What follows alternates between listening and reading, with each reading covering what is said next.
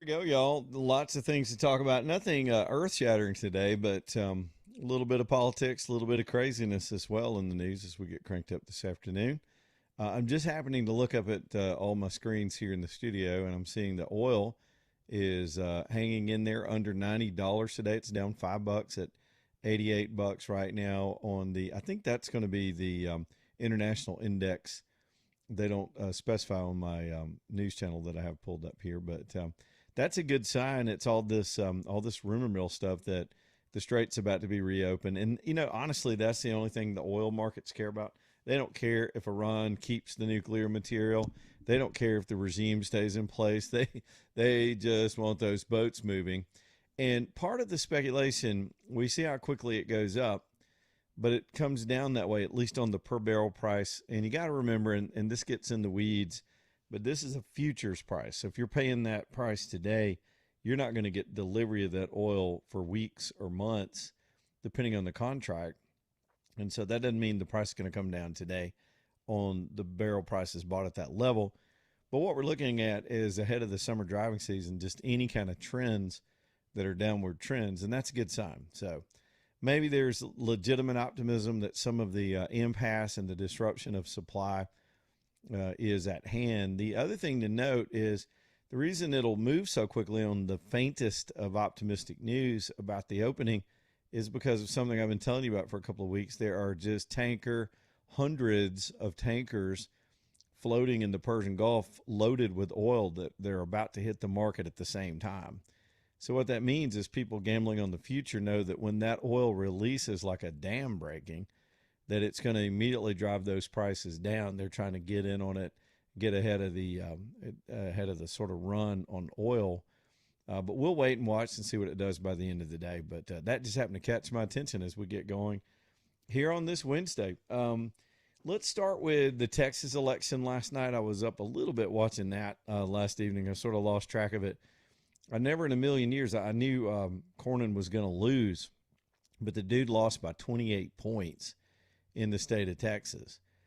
And it really demonstrates it's not a one-off, it's a sequence, it's part of a sequence of events where people in this country in different races have absolutely had enough of the people in office. And it's not a difficult case to make if you've got a track record, if you've been in office. You got some explaining to do. We're not satisfied right now. Honestly, neither party. The Democrats are also tossing out people. Last night, this Al Green, remember the crazy old man with the cane that yelled at Trump during one of the speeches from the floor? He got bounced by his own party. That's starting to happen left and right, too. There's an old generation of old guard folks that are getting tossed. And last night, that was a good old Texas butt whooping. And Cornyn had it coming. He was among the most arrogant of the senators. I saw an opinion piece this morning. I wish I had saved it. I'll paraphrase a little bit of it, but I think the person, whoever wrote it, was spot on. And it was kind of along the lines of this. And you got to flip your own thinking on its head when it comes to races like this. So he says, I spent a lot of time going to these social gatherings and to lobbyist events, listening to the insiders talk. And you've got to understand the way they see the world. They don't believe Trump is really powerful. They believe they're the ones that are saving the Republican Party. That would be Thune and his ilk, the McConnells of the world, their proteges here in Alabama, Katie Britt, people like that are handpicked and established and are picked by the establishment and propped up by the system itself, products of the system itself for decades, some. And they believe that it's only because of their rational moderation on issues that the party's even being held together, that everybody else is crazy. They think that the rest of MAGA is defined by crazy people like Marjorie Taylor Greene, and in some cases it was until they washed out.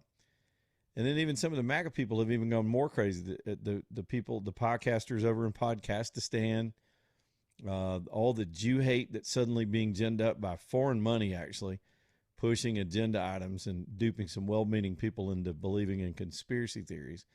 All this stuff's hanging out there, but the moderates feel like they're just above all that they're the adults in the room. And the way to beat the Democrats is to let the Democrats stay crazy, because they clearly are, And some of the candidates they've elected are just straight nuts.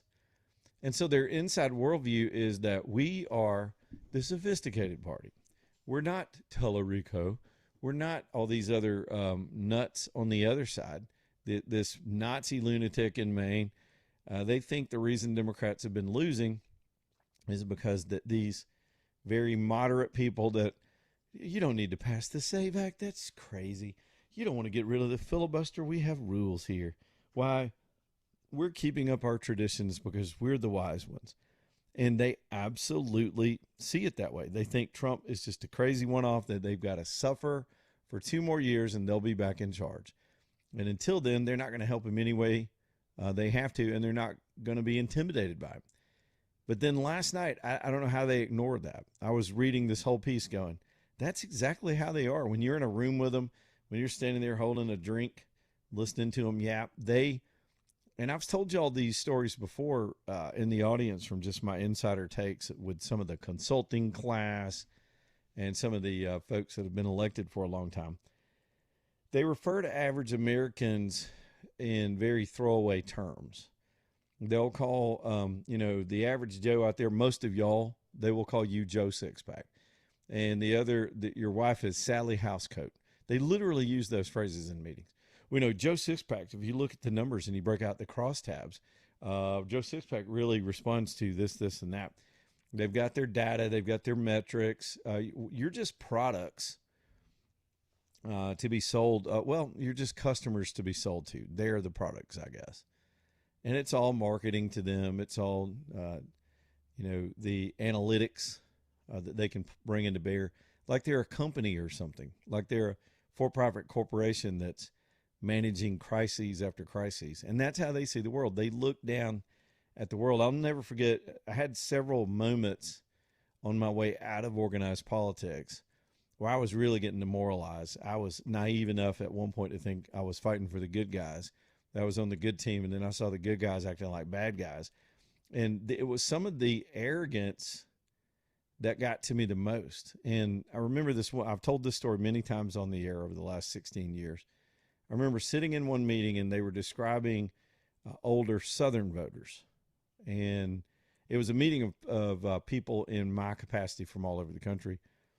And they were going down a list, kind of talking very sneeringly down at uneducated, older white male voters and telling the room what their values are in a very dismissive way, what their voting tendencies are, their propensity to show up. They were breaking down demographics. And some of that data may have been correct. And then I have more to this story, but I'm trying to make it quicker. All of a sudden I realized they're talking about my grandfather. I mean, I literally felt cold inside sitting there going, that was the finest man I ever knew. He wasn't a bad bone in his body. He was what everybody in that room was not. They're educated. He was not. They're indecent. He was very decent. He was giving. They were selfish social climbers. All of a sudden that contrast was hitting me in the face. I remember looking at the walls of that room, these beautifully stained wooden paneled walls and the big long shiny conference table and all of us sitting around. And I was thinking these people with all the data, and believe it or not, I got into the data too. I'm not saying the data is always wrong, but they're missing something about the humanity of the people that they supposedly represent. And to me, that's where the Republican Party has gone wrong. The leadership, the foolishness that we're seeing in Montgomery, the arrogance that we're seeing from some of those in Washington, it's because they're so reliant on their consultants and the data and the fundraising and the money amounts.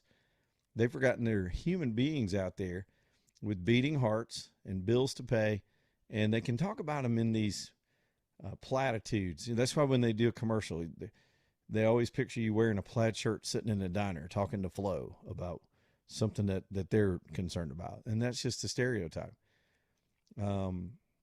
They dismiss that a lot of people out here are very smart, very industrious, incredibly hardworking, fearless, protective of their own values that they grew up with and don't want to see set to the side because of the system itself.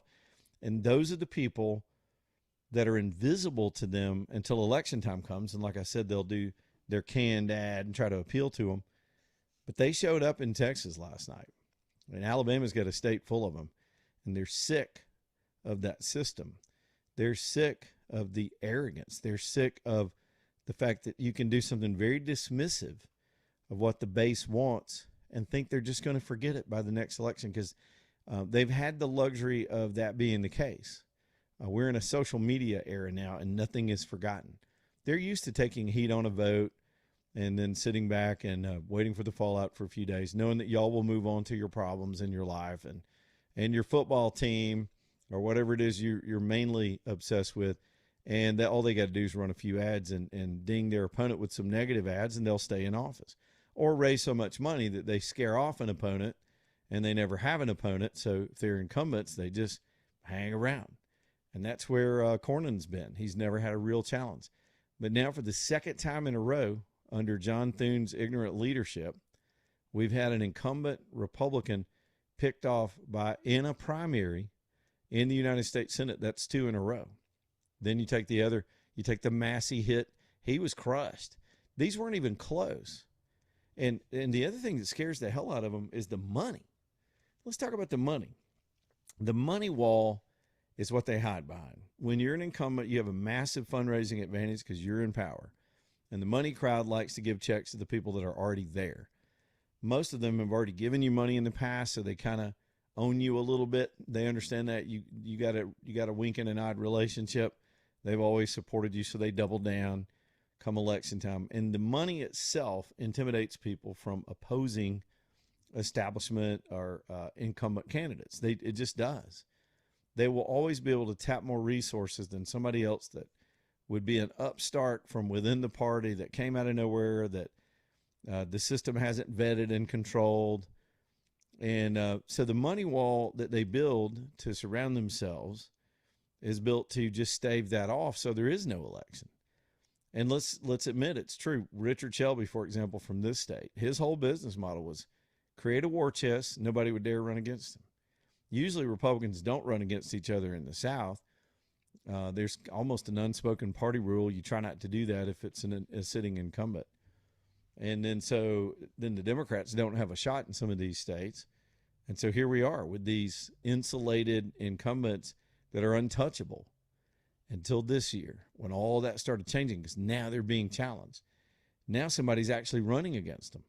How dare them? And then Paxton, for all his trouble, Paxton turns in a 28-point thrubbing of this old country club senator, and you know they're paying attention. And here's why. He spent, the numbers are all over the place, he spent over $100 million. There's some estimates that it's 150. I think that sounds high.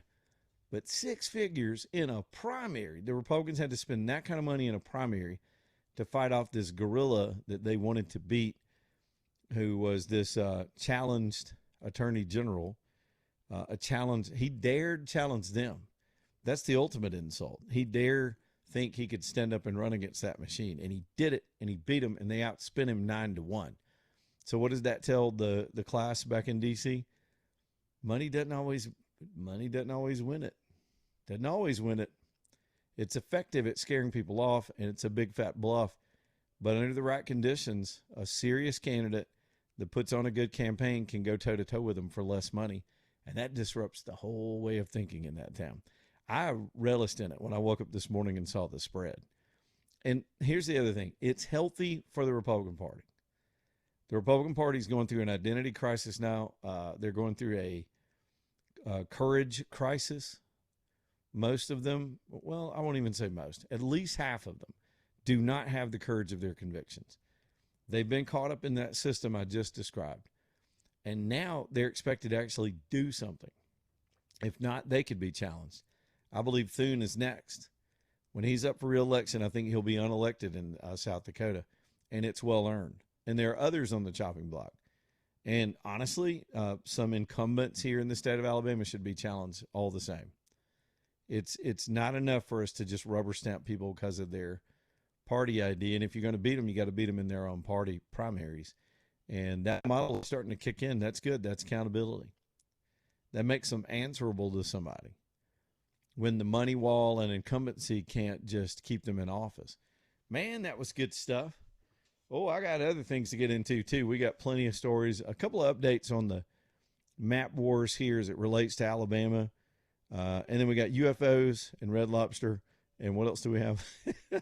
All kind of things in the news. War, peace, markets, same thing as yesterday. 545-9950 if you want to get in on the show. Y'all bring it, 9950.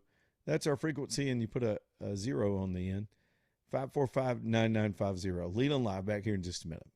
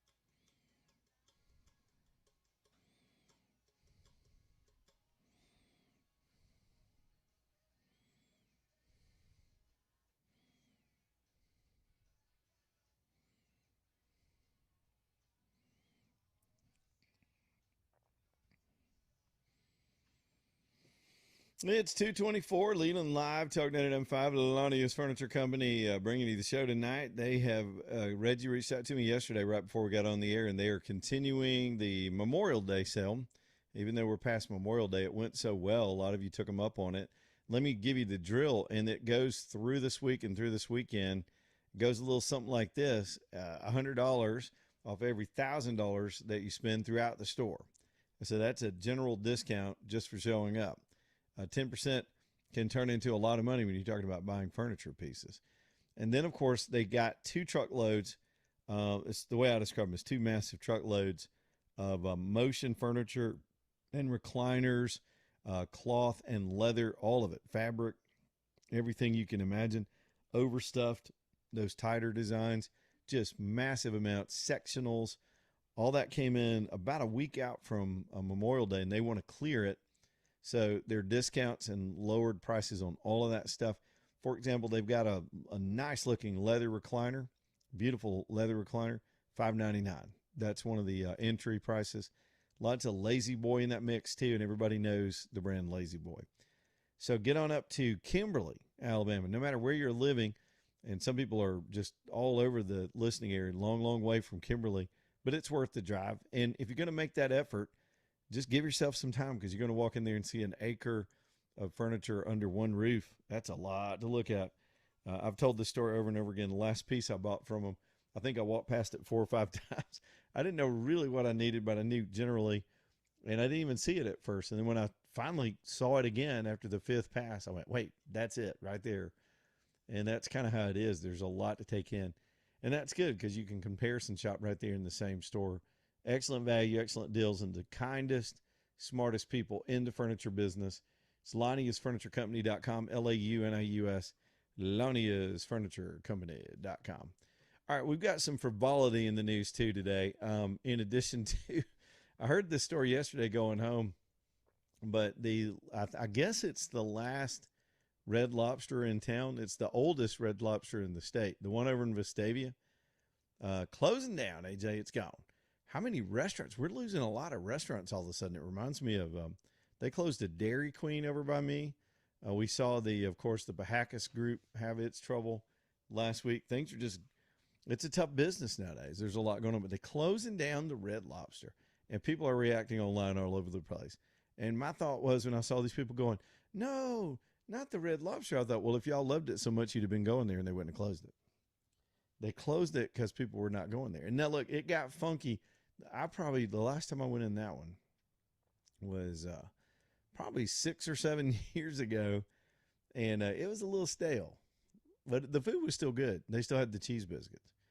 Can they somehow farm out the cheese biscuits to somebody so that we can get those somewhere else? Because I did love those. Well, I think you can go to the grocery store and get you They have a little bag of them. Yeah, yeah. Same ones. You can. Well, I mean, you got to make them, but they got the materials that you can make the cheese biscuits from Red Lobster.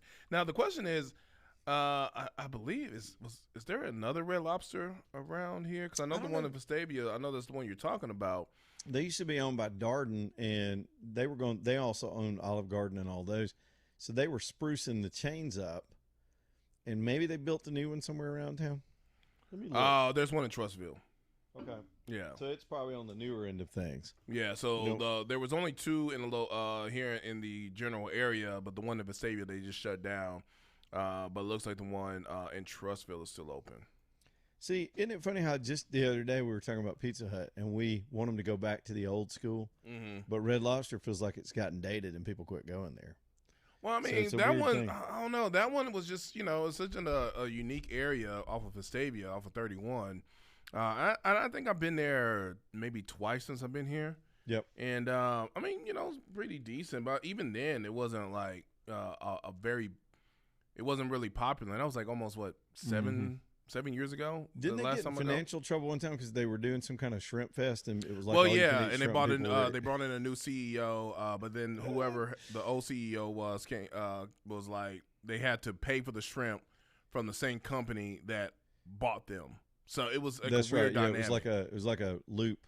Yes. But they got in financial issues because people were eating them under the table. Probably some of my redneck relatives just going in there going, you said all you can eat, son. I'm about to show you, about to find out. Poor old Red Lobster. I wish I'd have hit it one more time, because even if it's a new one, there was something about that old funky one, because that's the only one I think in town I'd ever gone to. But another one bites the dust. 2:29, well, 2:30 now. Bottom of the hour, back here in just a minute. Y'all stay tuned.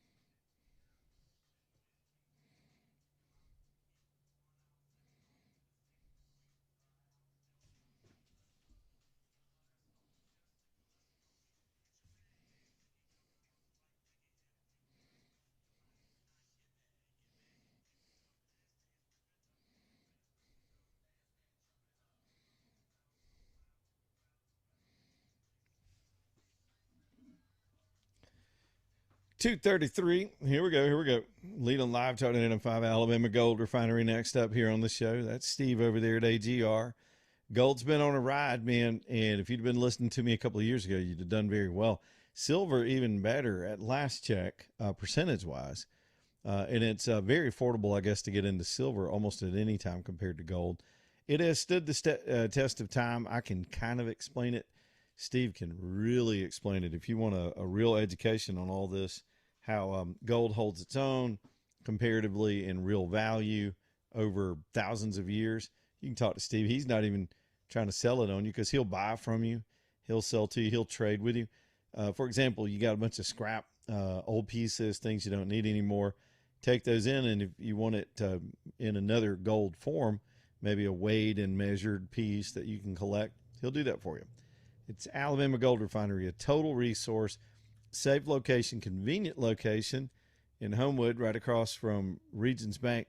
I know there are multiple regions, but there's a big one right there at 31 and 29th. You know the one if you know Homewood. They're right across the street, easy in, easy out.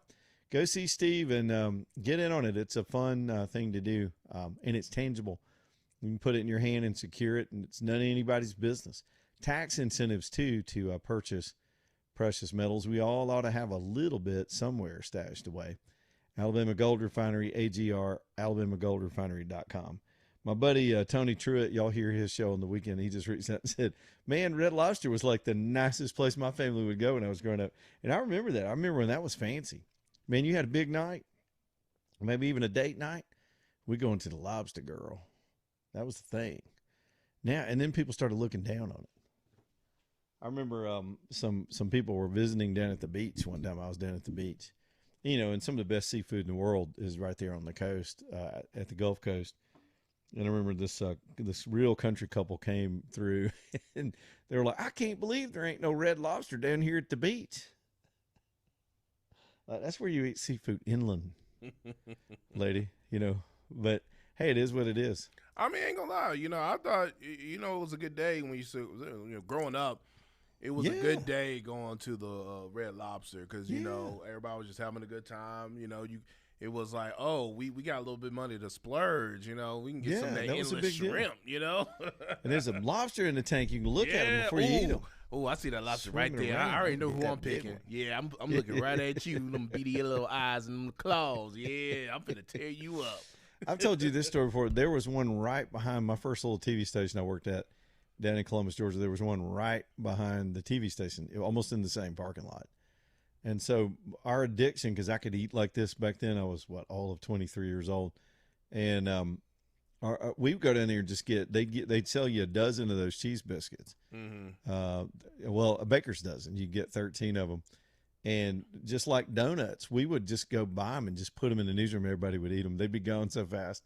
I mean, I probably gained 5 or 10 pounds just because of Red Lobster, because it was too easy to walk down there and get you a batch of them hot biscuits. It's good times, man. All right, you want to talk about aliens, AJ? Well, we're kind of loose because we do have heavier stuff to get into. Yeah, we can talk about aliens. So here we go again. It's the hype. I don't know if it's because of the Spielberg movie and the hype's a little bit ginned up, or if the Spielberg movie, the conspiracy theorists say that the Spielberg movie was intentionally produced with coordination of the government because there's about to be a big reveal and all these things that Trump's talking about are going to come out. The movie is to soften and open people's minds to the disclosure of alien life. Okay. Then the opposite is, man, people are working this. It's the algorithms and they're just hyping the movie. And it could be a little bit of both because they kind of work to each other. So the trailer for Disclosure Day came out today, and I'd seen a partial trailer of this already. It's not to give too much away because you can watch it yourself. I think it's Emily Blunt. She's a weather person, and she's on TV and she starts talking in some alien language like clicking, and then she passes out. She's making these clicking sounds. But for the first time in the trailer, they are revealing what the alien looks like, AJ, in the movie. Mm-hmm. And it would be what was described last week and all that stuff as a gray. It's one of those big gray head, big old light bulb head aliens with the big giant eyes. Yeah, that's always been like the standard. Yeah. And he starts off, as looks like a moose. And then when the camera spins around, it turns into the alien himself. I guess he was disguised as a moose. Okay. I don't know why they went with Bullwinkle, but that's what the trailer kind of ends at. And that was the big reveal. So all these UFO nerds just went nuts about 2 hours ago when the trailer came out because the alien, here's what they were freaking out about, AJ. The alien has ears. Like, what? Really? Oh, has little human ears. I'm like, why do we freak what? out over like the the smallest, don't ask me. dumbest, like, because it has ears? You're Really? like, is that what we're? That tells us everything. It has ears. Apparently, the conspiracy theories say the ones the government knows about have ears, but all the movies, I'm telling you, I've been reading this stuff since this afternoon. All the movies usually depict, I don't remember, did E.T. have ears? So apparently because they are showing the ears means this really is connected to what the government knows. I am not making that up. I just read about it. And then Trump was asked, let me just play this for you. I'll get your reaction too, AJ. Trump was asked about it today. He had a cabinet meeting. All right, we're at war in Iran. Well, we hadn't really been shooting, but we're trying to solve this impasse with Iran. The world's got all these things going on. And this comes up. Aliens come up.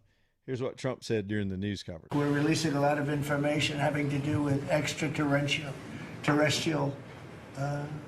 things, and people are totally fascinated by it. It's amazing. I wasn't sure if they would enjoy it. It's literally trending #1. Could you believe it? So a lot of people out there are like it, but we're releasing all of that information. Well, he didn't say much more than that. And then so immediately all the president does just allude to that. It was one on his list of things that are getting done. And then the conspiracy crowds all kicked in. I'm fascinated with how the internet treats things. Man, can we just like watch a movie without all this extra nonsense attached to it? You know, well, it's because of the files that were released last week of all the things flying around. I get it, but I mean, it's like it takes the allure out of a movie. People get up in arms about what the shade of some character is. It's not even a real character. Oh my gosh, this person is this color, this, and now, oh my God, these aliens got ears. Oh my gosh, it's like, can I just go to a movie? I miss the days where people were complaining when they go to a movie, just when people were just like staring at their phone.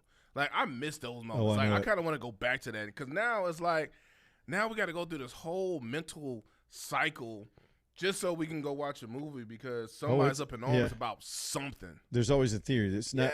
You're not just watching the movie. There's an agenda. Right. So here's a movie. Speaking of phones, it's a totally different subject. I'm a little burnt out on the phones in church. I'm just saying. I can't focus. This lady came in last week. She was 25 minutes late, flopped down in the seat next to me, and spent the whole time scrolling. I mean, AJ, she wasn't looking at the Bible app. She was scrolling like Instagram and all that, just scrolling with a bright light, scrolling, shifting around in her seat. I think she had some mental problems. I don't know. But then the two kids down below me, same thing. They were just flicking through the screen, texting people. It's bright. We can see you. We can see you. Your face is glowing. You look like an alien. But anyway, that was a dirt road. I took a dirt road. Back to Trump. So Trump gives this little 20 seconds today in the middle of all this other stuff. Internet goes crazy. Left wingers that hate Trump were like, he's trying to distract us with aliens because of Epstein and what? And then the UFO crowd are like, he's being cryptic because he can't tell us the truth. He knows. Oh, he knows. And you see how careful he's being? It was immediate. Like the minute he said it, it was just everywhere. And then the Spielberg thing dropped right after that. And it was just UFO town. The UFO, and I was like, well, we got to do it on the show now. I mean, until we get information, because, I mean, obviously I don't know if they've been leaking out stuff. Or not leaking out stuff, because obviously who's that? You go on social media, the government leaking out stuff. Yeah. Well, they've been talking about, we're going to release some information about UFOs. There was some video. I mean, we talked about it, was it last week? They put out, they opened up a website in the Department of War and made everything that they're willing to disclose right now public. And it's had billions of hits from all over the world. And then people are taking these videos and sort of reading into them. So it's been story after story since they did that. They had the last batch on Friday, if you remember. And we talked about it a little bit. We didn't get too deep into it. The weirdest one, I'll be honest, the weirdest one, let me see if I have my facts right. There were these images of what looked like a humanoid figure that was glowing, like it was really bright white, like almost like you see in the Bible described where sometimes you'd have angels or whatever. So this thing's glowing on some image that they captured two different parts of the world, decades apart. The image looks almost the same. So it was in the UFO files that were released last week. And it was shiny. It was this shiny thing, and it looked like it had arms and legs, but you couldn't really make out the shape of it because it was so bright. Well, do you remember the story? We did a UFO show years ago, and somebody up in Walker County called about there's something up in Walker County that they described as the Walker County. It was the White Walker. And there were these sightings decades ago. And go ahead and make your jokes right now. I was thinking to myself, that pretty much be anybody in Walker County. I mean, that is, Yeah. I mean, you are talking about Walker County. I mean, But this guy, I remember somebody called and told me the whole story. This guy rode up on one of these things that was out in the middle of the road, and it just stood there and stared at him, and it was glowing and shining. And by the time he turned around and turned back around, he was looking for help or something. It was gone. And so it got reported. And so it was like a legend up there. Well, this doggone thing, I'm going to tell you the truth, AJ, this thing looked like what that guy described on this show. I thought, that's one of those White Walkers. It's white. Play that funky music, White Walker. had a little cigarette dingling out of his mouth with a white beater on. They was standing there going, by God, you about to find out. I'm about to probe you. Yeah. You ever been probed, son? You ever had a good old Southern White Walker probe? What I'm asking you right now. Don't start none, won't be none. I know my people, AJ. Don't even start. But no, yeah, that thing looked like, again, anyway, so it's just, and it could be because here's what happens. I saw a file or a post. It said they released the image of the alien in the Spielberg movie, and all I could see was this big old eyeball. It looked like a horse's eyeball. It was like a big, giant, shiny black eyeball. And so I zoomed in. I was like, I'm going to click on it. And then I started getting, I think the algorithm picked up that I clicked on it. So it was just alien news after that. I'm saying if you don't want to get inundated with alien news, don't do it. Yeah, here's another one. Because I think they're dripping isn't it the 15th? Or no, it comes out on June the 12th.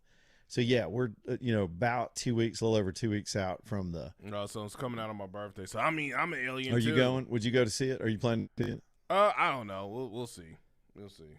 I mean, I'll go watch it. If Bluey's in it, then yes, I'll probably go watch it. Yeah, you can't take the kids, so you're gonna need Right. you're gonna have to call Glenn. They're gonna have to help y'all out.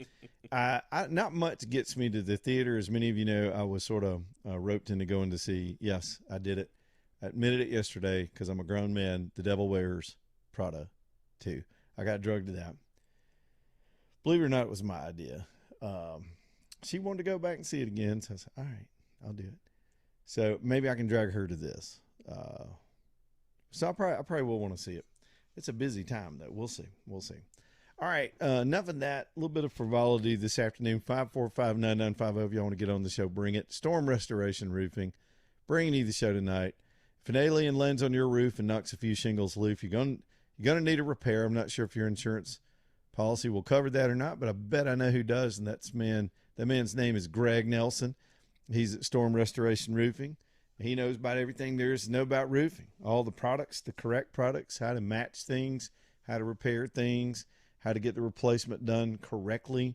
And by the way, if you don't do it right, if you trust a troll operation that claims they got all kind of tricks to get business. I had a relative say they got an outreach that said, hey, we're flying drones in your neighborhood and noticed your roof.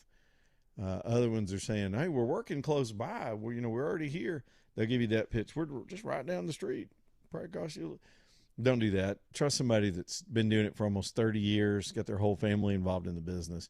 They know all the insurance companies and the insurance agents and adjusters, and that means they know what will be covered, what won't, what's allowed, what has to be proven and documented, and they'll get on a ladder and get up there and document it for you.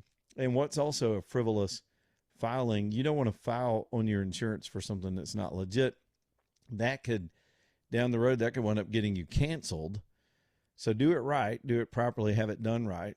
By the way, I always mention this too. If it's not installed right, The some of the shingle companies or the roof product companies don't even have to honor their warranties if the installation's is not done correctly. So make sure you got that done right. Greg does it right. Storm Restoration Roofing. He works on a phone number.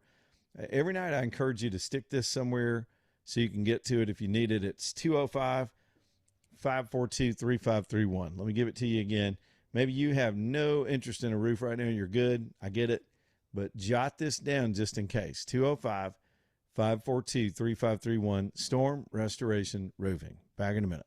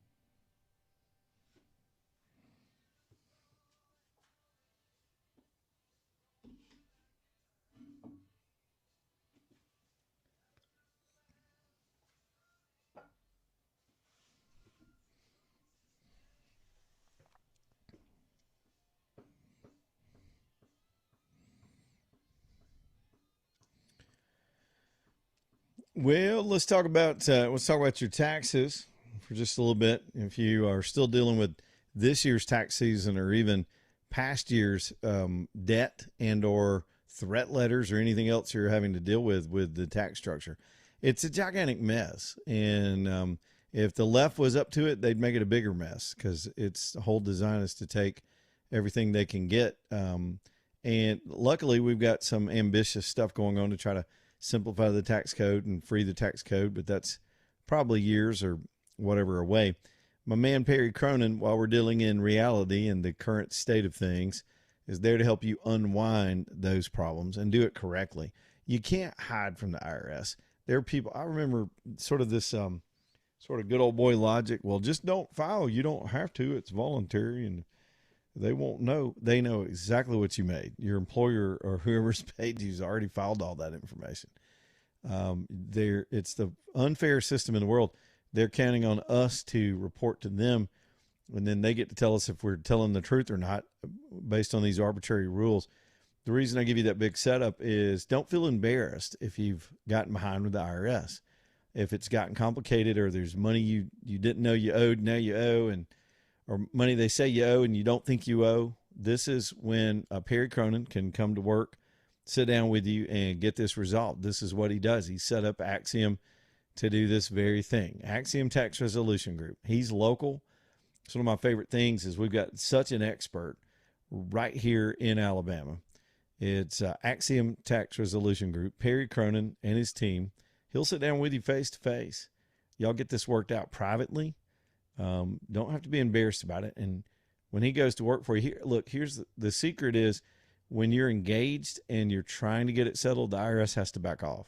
So engage them and do it with the professional help of Perry Cronin at Axiom Tax Resolution Group, 205tax.com, 205tax.com. Let me do a little bit of weather, and then I want to go back to some of this sci-fi stuff for just a minute. We've got some scattered, pretty strong thunderstorms floating around out there this afternoon. They've developed with the heat of the day, most of which very near our listening area. Some of y'all are getting it right now, right at drive time this afternoon. Could be some heavy downpour, so look out for that. And there's actually a long-term model, the GFS model.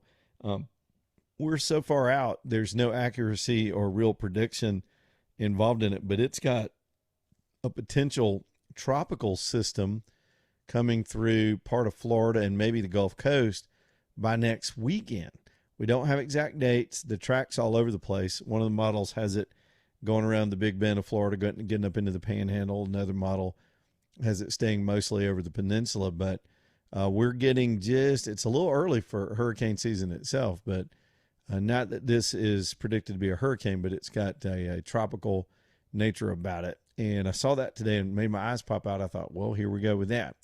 So just consider that. Of course, we'll keep up with any of the other additional forecasting as we go along. One more thing about the all the alien stuff and the constant stuff in the news suddenly about all this stuff. Remember the dead or missing scientist story? I thought we were going to get some kind of report on that from the government.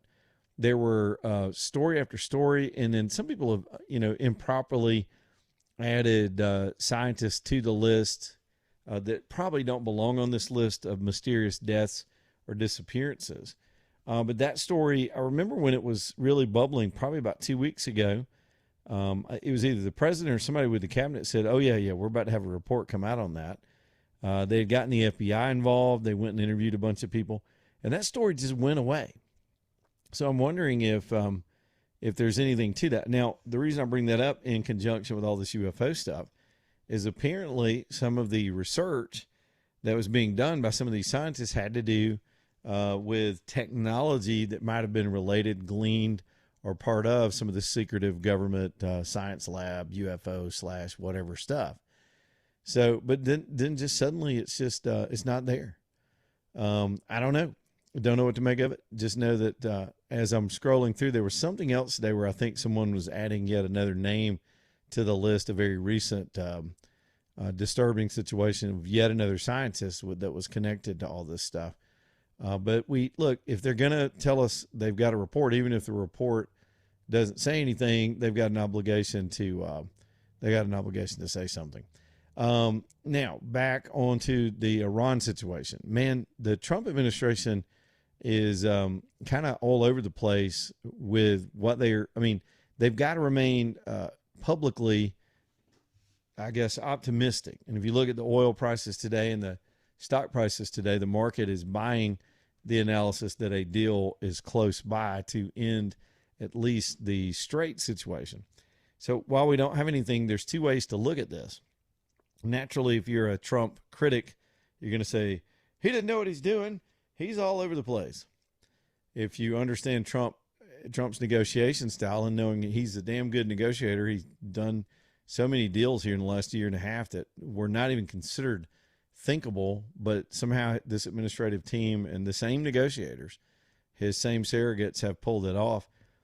Some people believe it's not just the Iranians buying time, it's us, because the sanctions are really crippling. There's some new stuff about the oil extractions, their GDP, soldiers aren't getting paid, stuff on the ground starting to happen, which ultimately could be a better scenario than any of the things that could be negotiated, and that is an upheaval or a change in the regime itself. Now, the Trump team is not going to advocate for that. It's one of those, if you break it, you own it kind of scenarios, and we don't want to go in there and occupy Iran. So far, we've not had to do any things along those lines. But I was reading an analysis today that just talked about the economic side of it. Forget the war side. We're poised. We haven't shot at them in almost 6 weeks now. We're just kind of hanging out poised, waiting to do whatever we have to do. We did take those shots along the strait a couple of days ago to take out some what we said were mine-laying boats and a missile site. A couple hundred missiles went in there, just swatting at things. But the economic stuff is starting to have a huge toll. The Iranians are getting desperate. The problem is, at the core, there are these hardliners that are just not living in reality, and we don't know what it's going to take to get them to finally give it up. But the pressure's building, and it's closer, according to some intelligence, it's closer to the inner circle in Iran than it's ever been. That is, the people around the immediate decision structure in their sort of Islamic end times world cult thing that runs the show. Those folks are the ones really getting the heat right now because it's untenable. We'll see. I don't know. Back in a minute. Leland Live.